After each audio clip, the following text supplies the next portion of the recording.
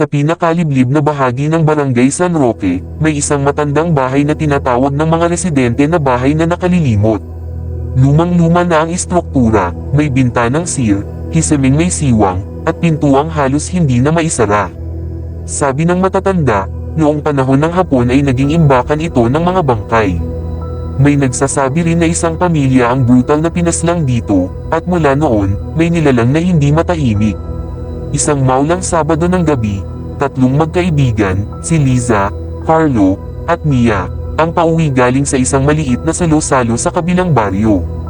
Alas 10 na ng gabi, at ang kanilang flashlight na lang ang tanging ilaw sa madilim na kalsada.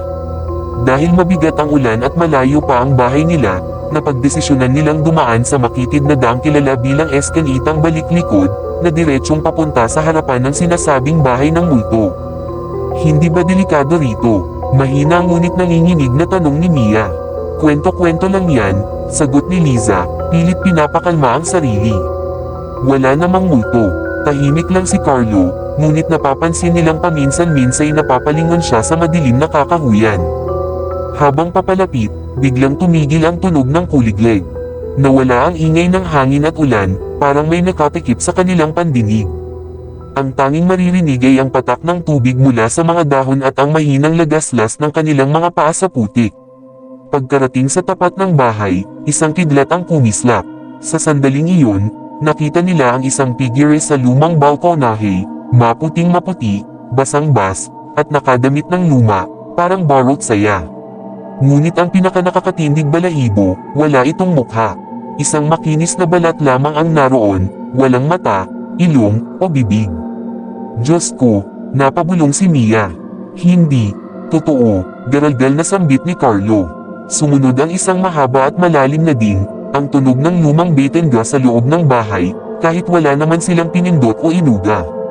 Unti-unting gumalaw ang babae, hindi lumalakad, kundi dumudulas na parang hindi naididikit ang paa sa sahig.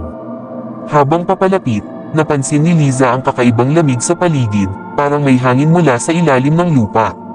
Takbo na tayo, sigaw ni Carlo, ngunit paglingon nila pabalik, wala na ang daan.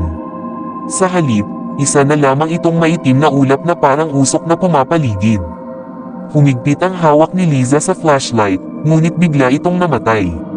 Sa dilim, naramdaman niya ang malamig na hinga sa likod niya, kasunod ang isang maputlang kamay na dahan-daang humawak sa kanyang braso.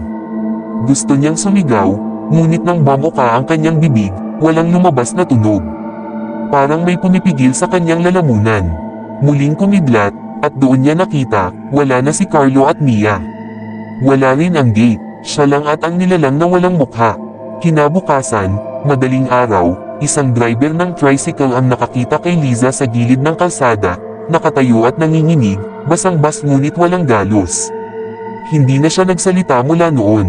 Sa tuwing tinatanong kung nasaan ang mga kaibigan niya, nananatili lang siyang nakatingin, parang nakikinig sa isang tinig na tanging siya lang ang nakakarinig. Hanggang ngayon, nananatiling tahimik ang bahay na nakalilimot. May mga nagtatangkang silipin ito, ngunit kadalasan, sa hating gabi, may mga nakakakita ng babaeng nakaputing damit na nakatayo sa balkonahe, basang-bas, at walang mukha, parang nagbabantay, o naghihintay ng susunod na maliligaw.